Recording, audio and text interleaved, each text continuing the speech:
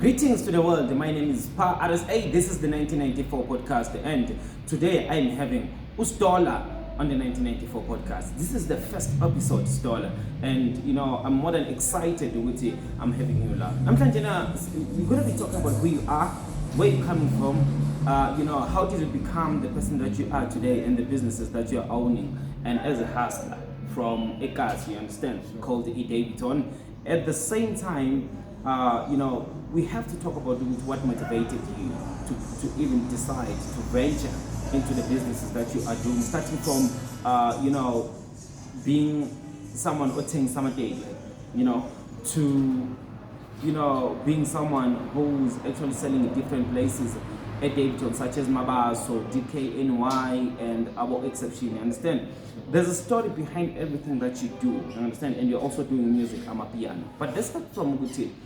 Why the businesses that you are doing? Why selling in these places? I'm a lounge, you understand? Why starting from those places? And how did you decide to I want to become this kind of a person? Ngasho ukuthi Braspa into engimotivated kulangu yakhona which is Khizani. Yeah. Into engimotivated lapha which is I grew up nabantu ebahasila Hustlers. Yeah. Abantu bebayenzani bathengisa ema-training. Sure. Bathengisa ngama-drone which is bafaka ama-beats bahamba street to street. Yeah. Which is from Khizani to eMashanganeni babuye Sure. futhi kwalimali pushes isitoko futhi so labantu abangikhula nabo ngiyayibona lento ikubo like bayenza but I was very young. Yeah. But when I reached 14 years 18 years Sure. at that age when I remember into engimotivated kakhulu nangapha endlini struggle besinzima which is I was raised by a single parent.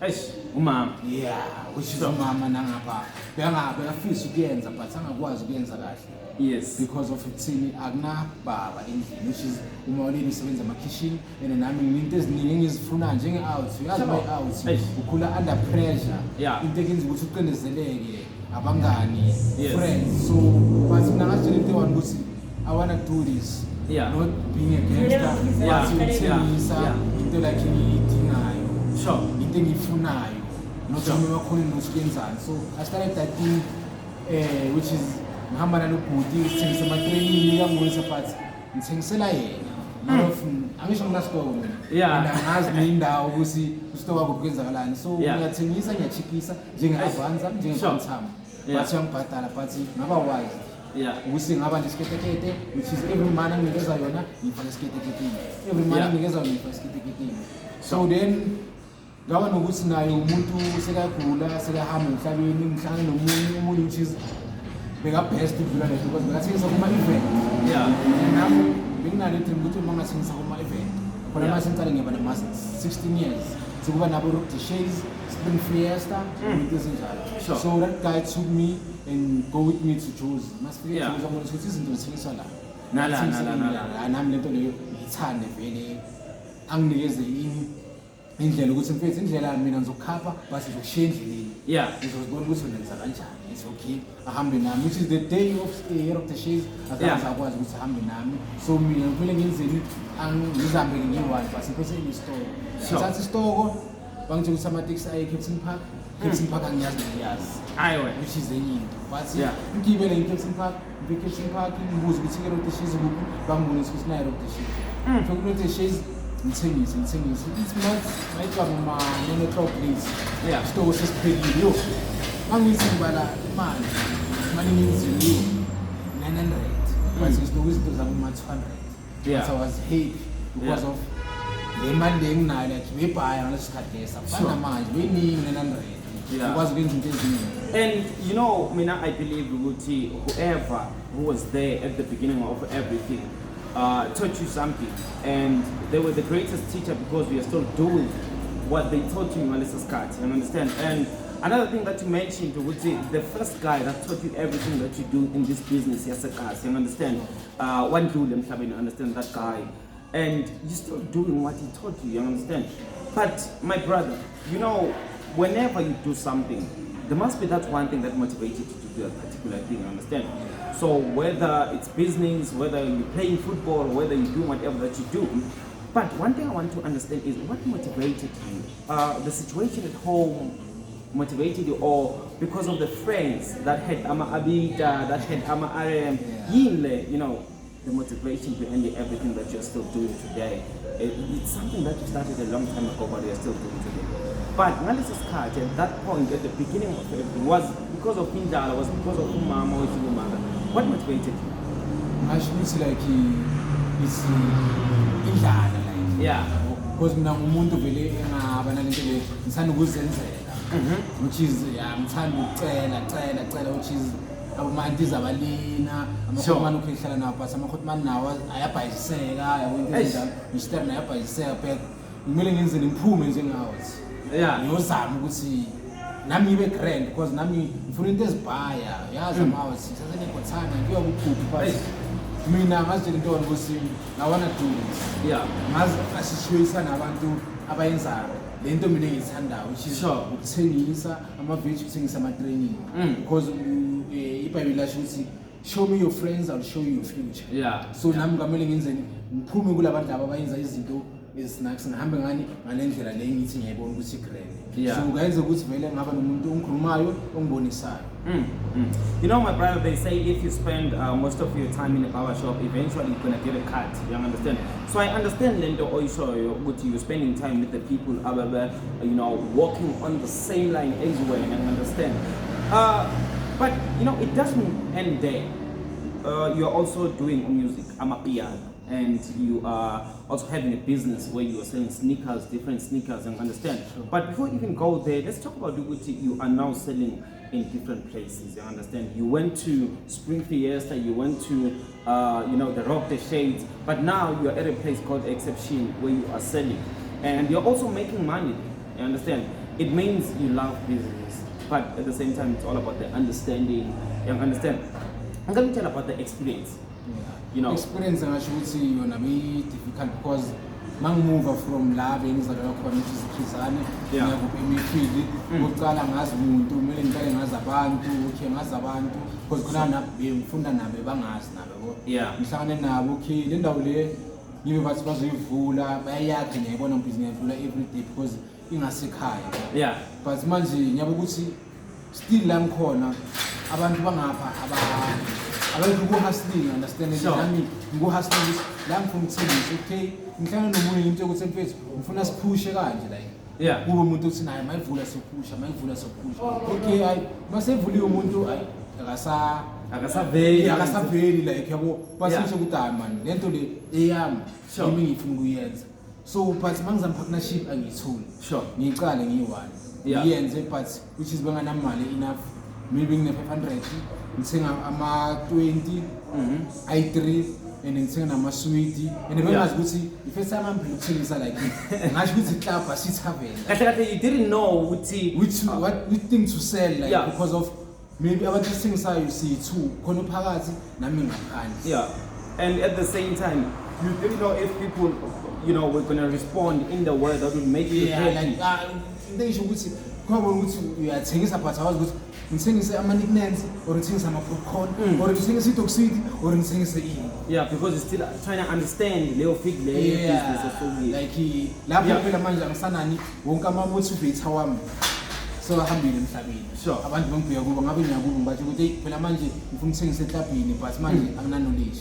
And which is nami benginokubona abantu bathengisa kuguphi but bengana lento lokuthi manje uzoqala kanjani anginama-resource. So ngingasho ukuthi si-youth into esibhayisayo kakhulu ama-resource. Awunamuntu ozokunceda, awunamuntu ozokuphakamisa. You have to start from the scratch, from the ground. I think my brother, you know what you're saying now is real because as black people, you understand, from Ekasi or from the townships, we always have to start from the scratch. You understand? That's why whenever we try, we take a long time. You understand? I've been in the entertainment industry of being a radio presenter and a football commentator for almost a decade now. I've been pushing. I never thought of giving up. You understand? That is why deciding to start up the 1994 podcast, because of the fact that I know there's so many young people from Ekasi, you understand, that are still growing and they want to start businesses. They want to start clothing brands. they want to become radio presenters, they want to be football stars, you understand? But because you are from Ekasi, you know, it's not as easy as it would be for Umpana Womlu, you understand? It's not easy as it would be for Umpana Wendy, you understand? But because we are black, we have to always start somewhere, you understand, am I right? And you are selling Amate. Sure. You own your business. You decided to venture in that business. What? Why Amate? Specifically, why Amate? Ngasho ukuthi like kule business leyo nami ngafaka yini umunye ugesi. Sure. Futhi ugesi makangifaka ubona like i-dress. Because nami ngizithandela impahla yabo. Yeah. Ahlala ngibona ukuthi mfethu ngiyakubona uhlala ugcoke nice nani. Why ungathengisa impahla ngoba mina ngithengisa impahla but uzibenza inama-shipment. Yeah. Bana le mpahla from ngaphandle Sure. baze nazo ngapha. So ngasengisela yena ngangigcine ngiba nemali nami enough ukuthi Oh, ngize so you started by ukuthi uthengisele yena, then ngimlethela ama-customer. yeah, okay. Which is nami yabo ngiyagcoka. Yeah. Like North Face, Sure. Costa, Nike, yabo abantu bangibuza like ngiyabathi ukuthi akho umuntu engimsengiselayo. So nami ngenzani ngaletha ama-customer like wenza imali which is nami sengenza imali enough wagcina ngenzani asihawubhathi ukuthi mina mangihamba Sure. ngilale shipment ngenzeni ungibambise nawo ngifune imali enough. Yeah. Which is namanje ngisabhizi sahlanganisa because ngifuna imali ebhayo ukuthi uthole lezi zinto zakho. Sure. But manje nginayo boma 3000 ukuthi ngenzeni sithathe leyo mali emnikeza yena alande izinto zize ngapha. Namanje like idream yami ukuthi mangaba nani neshop nyana nje encane ivule ngithengise lezi zinto lezo because senginayo ikho ukuthi zitholakala kuphi. Sure.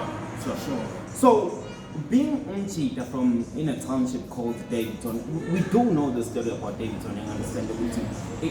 We are far from, you know, the facilities that you need for us to be able to, you know, to reach to whatever point as you figure, you understand? Right now, I'm telling you, we are far from our theaters. You have to go to Soweto. We are far from our record labels.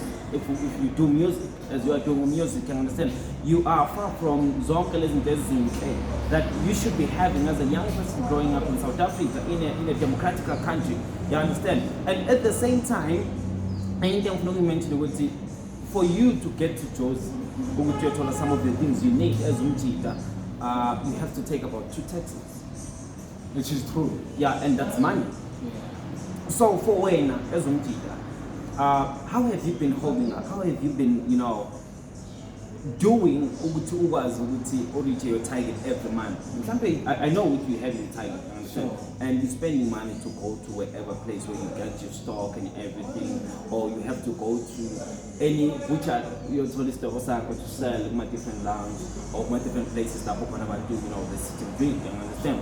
So you have to spend money, and petrol increases on a daily basis, if I may say. You understand? How has it been for Wena? Because every day for you to go out there to get your stuff, you have to spend money. When I'm actually prosper Yeah.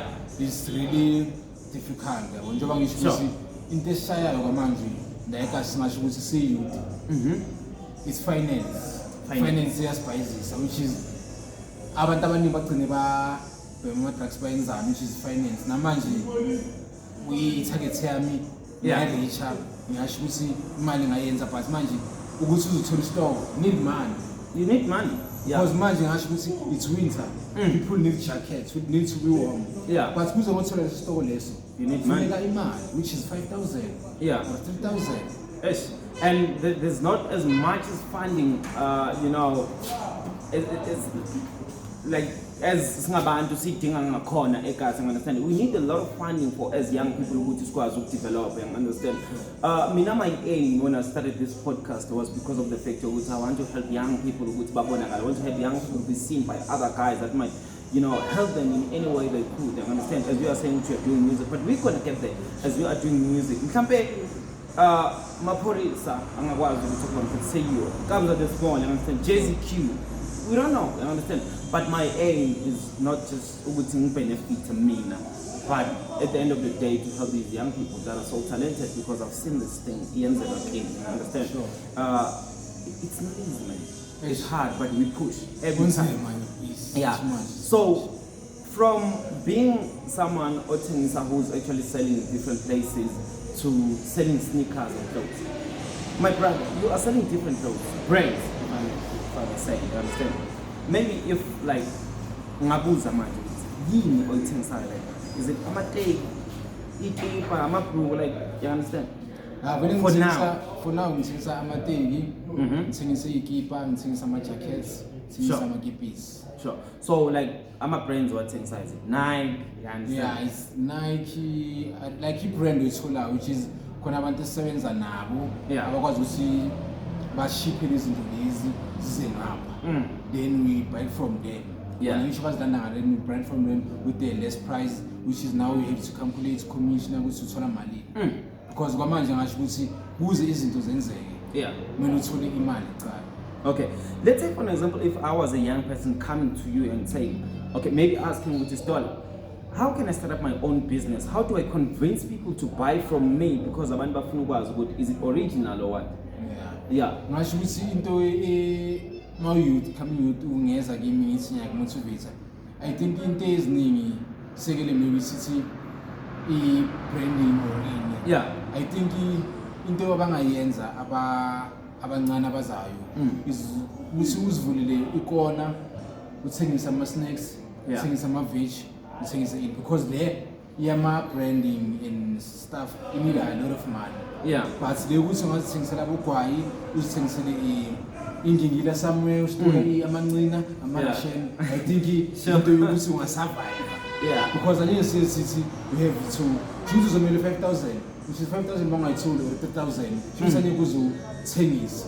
Sure. But mawungayenzani uzele bomajozi, usitokele bomakawusi, usitokele boma-tracksuit, akhona mfethu izinto Prosper la angasitoka khona, which is ama-brand. Yeah. Because when you come to this thing of label, there's doubts about abanye bathi is this fake, is this original? Yeah. But the best thing ungazitokela zona lezi zinto lezi izawuchire amazipho, ama-makeup, uyabo into ezinjalo, Sure. into engayipha i-youth. So you're actually saying to me, you need that experience to convince abantu to buy from you, you understand? And you need to be someone they can trust. For one, okay, let's go buy from Musdola, understand? And there must be that proof. No, I mean, I want to tell Sarah and I'm right, I understand. Sure. I know all of those things which is the industry, but let's go to music. Sure. From selling on the streets to selling, in bars, clothes, from selling clothes to being a piano vocalist. Sure. My brother, tell us more about your music part and understand. But how did you decide to no man? Let me venture also into music. Ngasho ukuthi into eyenza ukuthi ngiqale ku-music nayo ngasho ukuthi is the sum of the thing ngasho ukuthi i-calling, but which is into enza ukuthi ibe slow because of kwabona ukuthi unezinto eziningi. Yeah. And which is e-studio kumele ube nemali ukuthi To do the time. but ngasho ukuthi ngiqale ngani ngepiano, which is khona enye ingoma enginayo, which is i-Davidson kwi-New York umshado wrong khona manje bese kubiza ngawo, which Okay. is sebaqedile kumastara. Into engenza ukuthi ngigcine sengibona ukuthi like this thing is working because ngiyabona ukuthi naku la sikasi nakaba bamstana bayavuka, Sure. nabajita yabo Yeah. into iyasebenza yabo, but it's need patience. Yeah. Iqinile. So, are you into music because you love music, or you into music because ubona imali, like you want money? Yeah, understand? Ngasho ukuthi ngiku-music because of lento ngiyayithanda. Sure. Because I was also a dancer esikolweni.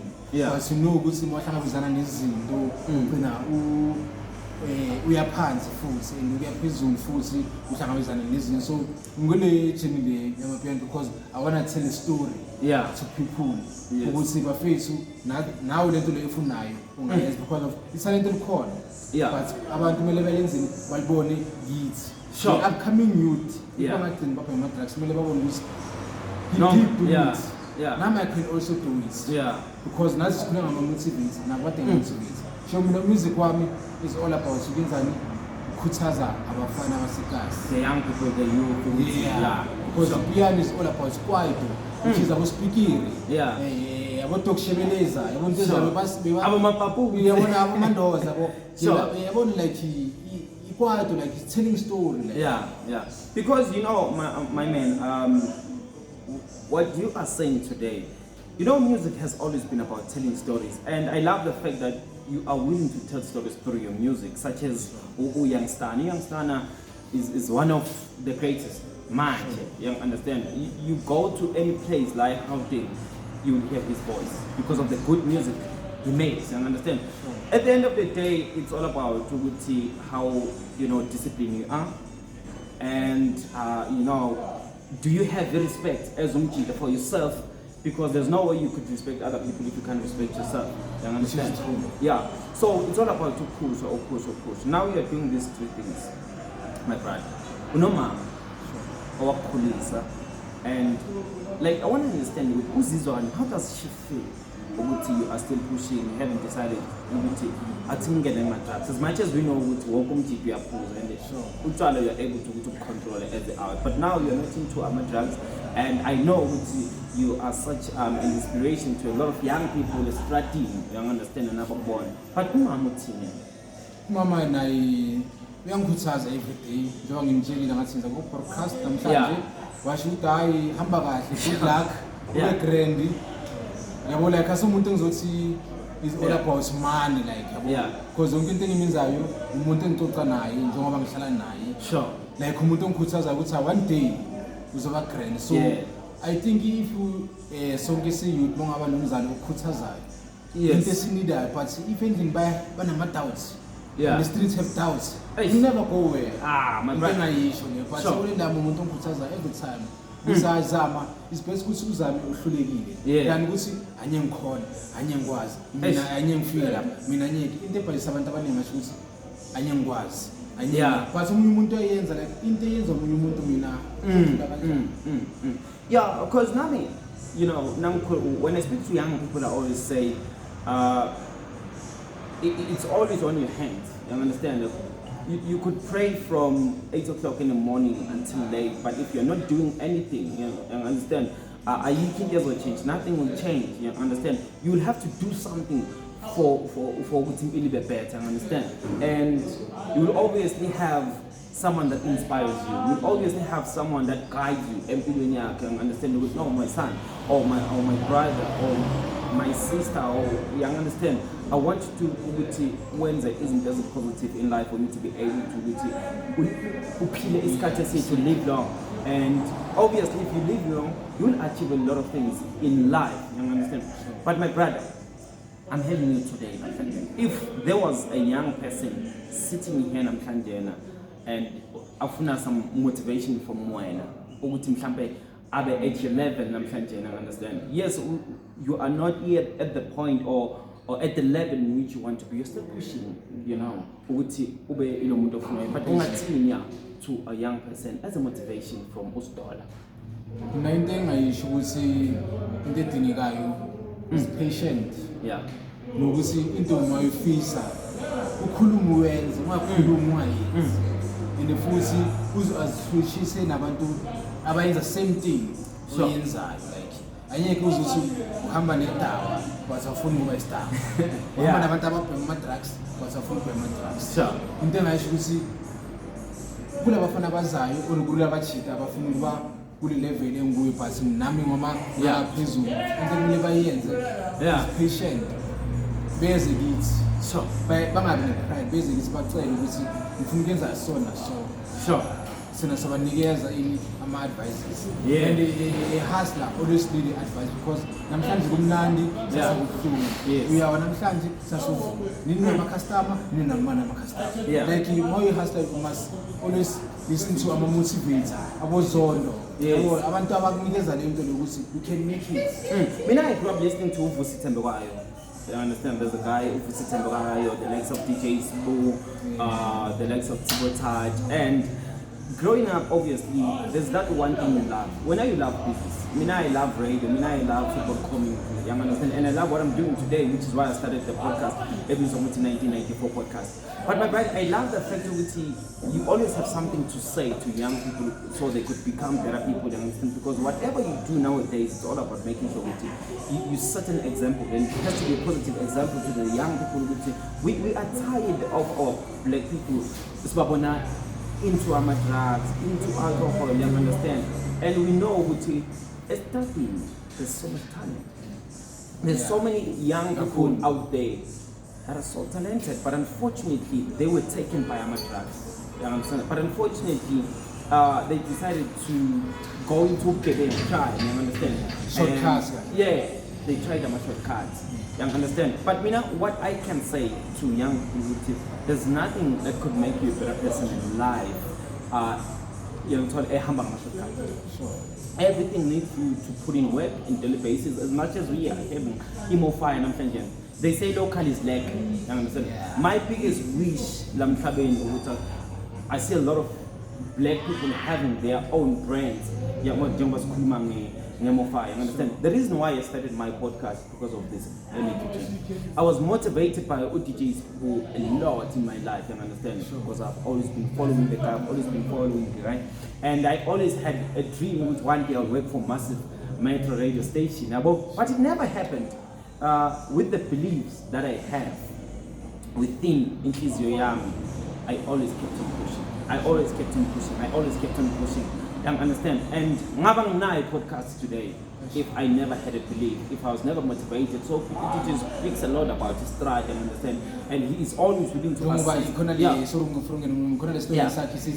Fake it until you make it. So when you're not so loud, Papa's woman and I feel loud. Yeah. What I like about teachers. Yeah, but isn't this my brother? Like, I will always be bringing about my businesses, but most of the people that are going to be coming into the podcast are guys that are from Ekas and that have like stories to tell and understand to young people who would say, we want to teach, we want to educate, and understand. Like, sifuna uba ama examples. Ukulele kasi, I will always tell you, it's a privilege because you learn a lot of things and you develop braveness within yourself.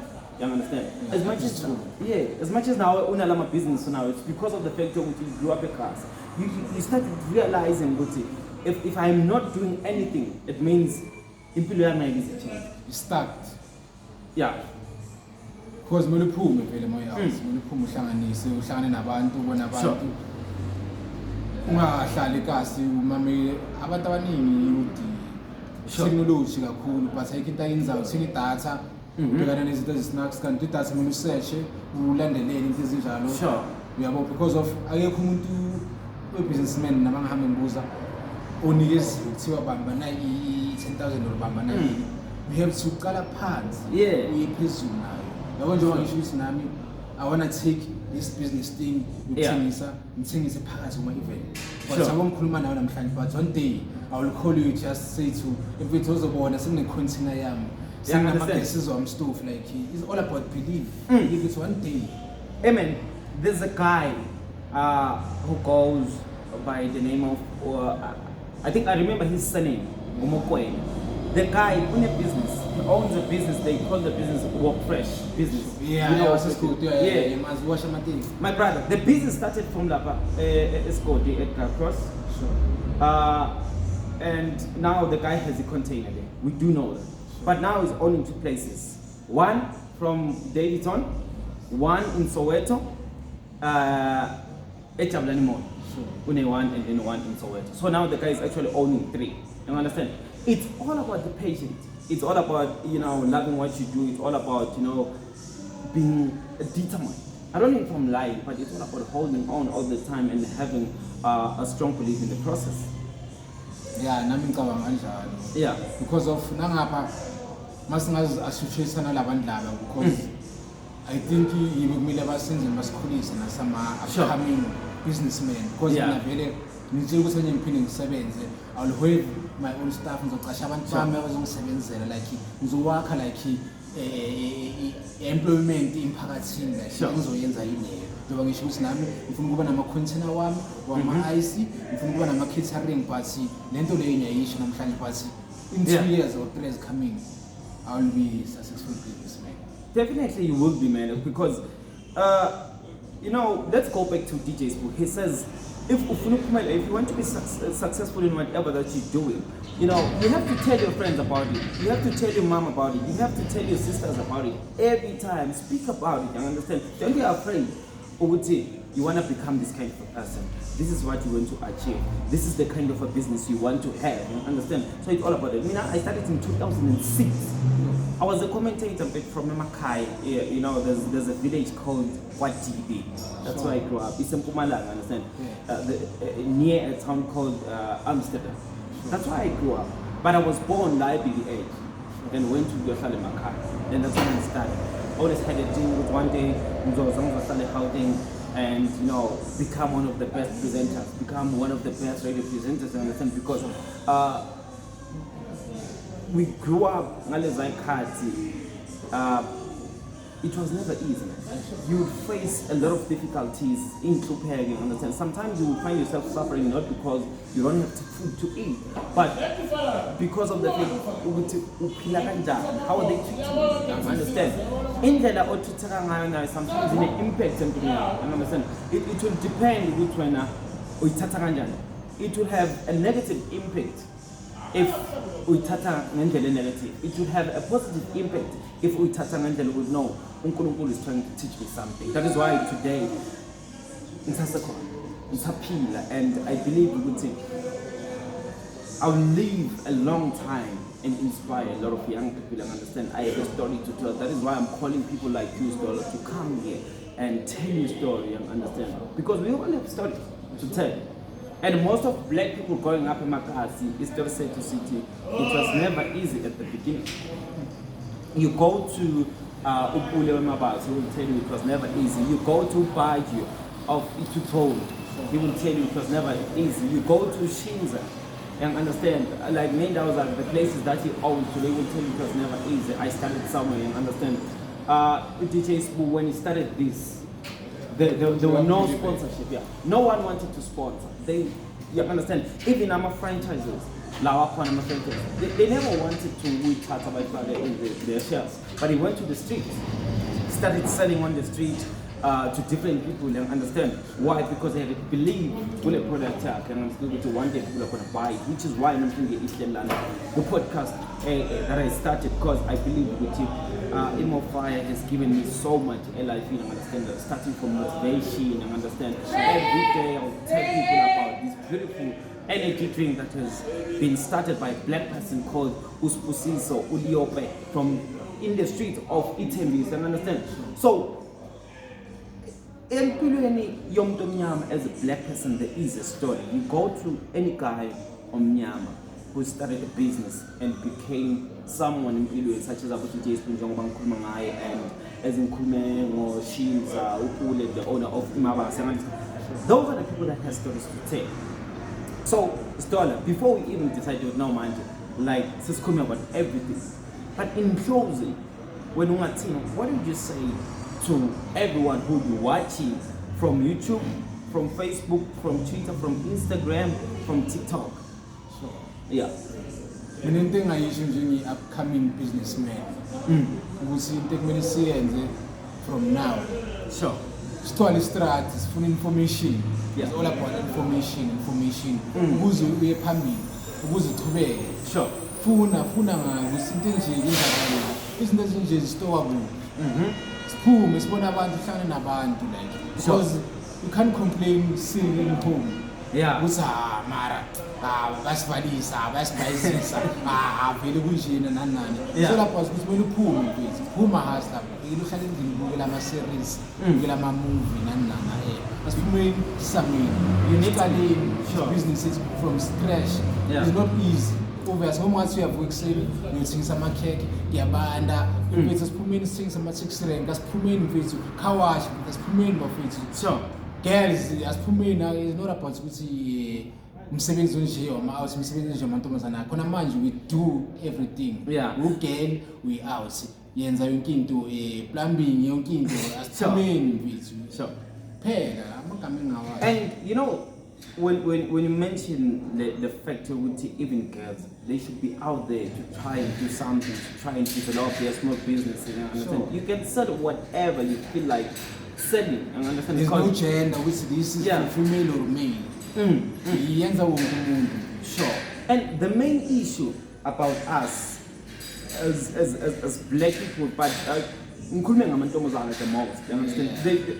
Some of them, they think you need a man to do it for you, and of which is the biggest issue we have. That's why we always experiencing early pregnancy. That's why we always experiencing as abantu besimame bahlezi, they always experience you know, there's those gender-based violence, because you grew up believing that a man should do it for you, a man should provide for you.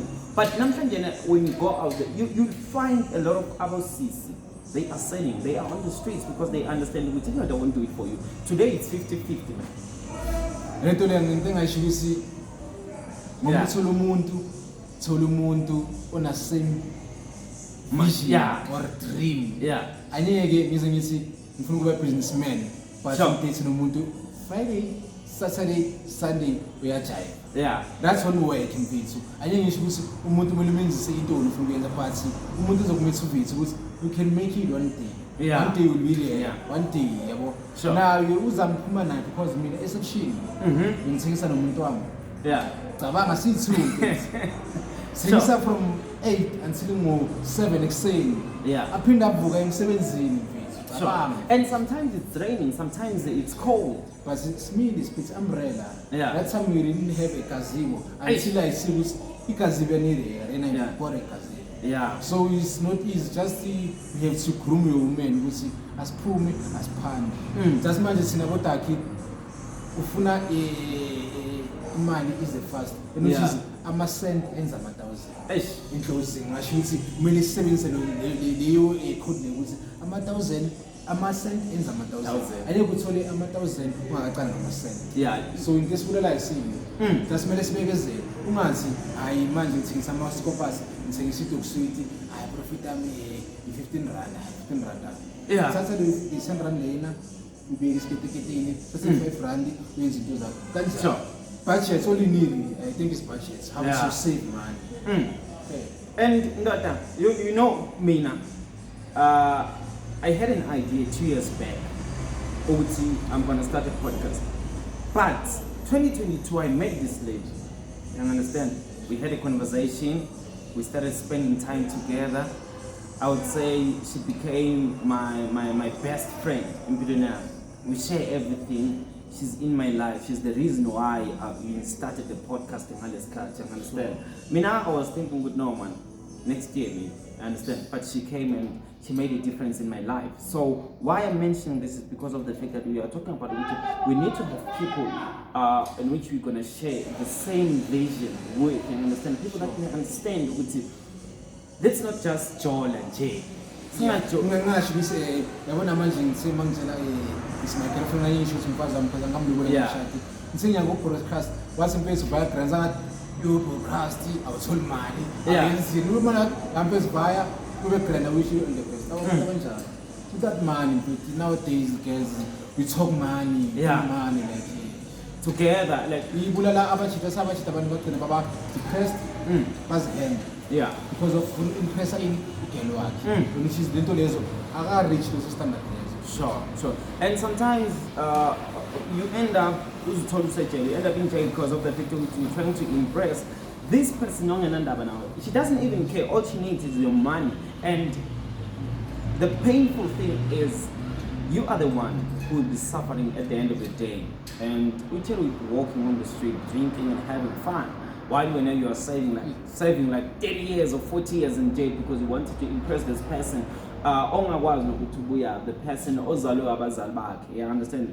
It's an issue that we have as black people. But Mina, still I believe we will see you developing and becoming one of the best businessmen we have at Kasi, at Davidson. And I believe when I call you to come back live for the second time, it will be a different story. You understand? Okay, so I will show you some papers. Yeah. Yeah. I will show you some papers with this is what I have achieved. This is what I have achieved. It's my process now, which means Yeah. I have no founder, but I will fake it until I make it. Yeah. But it's not easy to attract, sponsors, to get people to fund your business. You understand? Sure. Because for one to fund you needs to believe in you, and for one to hours of funder needs to see how beautiful is the work that you do and how determined you are into whatever that you are doing. You understand? So obviously it will take time, and you will need that motivation to keep going forward, until you make it. But in closing, Stola, thank you so much for coming here on our podcast. This is the 1994 podcast, and if you want to watch this episode, this is the first episode of the 1984 podcast. You go to YouTube, you go to Instagram, you go to Facebook. It's 1994 podcast, and also on TikTok, and obviously on Twitter. My name is Pa RSA, and I had Ustola. Before you go, man, Sure. your real name? Yeah, because we meet you woman event. You understand, but we like Stola because Nazi. You understand, we focus on our own businesses, but I never had time to ask you Gamala, let's say, so what's your real name, you understand? But I'm grateful because today we had a chance to have a conversation. So when you come back next time, you're gonna continue, but I know it will be a different story, and there will be a great development. Sharp. Izawube indaba ephasiphanishile. Yeah. Isihlanganise izinto ziphambili. The struggle keep going. Yeah, my brother, thanks a lot, and I believe after this episode, we will get blessed. Understand? There's so many companies that I'm looking forward to working with, and I hope God will see some breakthrough. Understand that to keep pushing and being the greatest inspiration you are to these young people. But I don't want to see you becoming just an inspiration from young people from Edipton, but also become an inspiration from Ingane Tembisa, also so understand in different places. And understand, it's all about putting in work and having hope and pray enough, believe as much as you can that you're gonna make it one day. Yeah. Thanks a lot, my brother. My name is Pa and Pete RSA, and go to YouTube, Facebook, Twitter, and also on TikTok and Instagram. Simple. Just Tolakon. Danko. Thank you.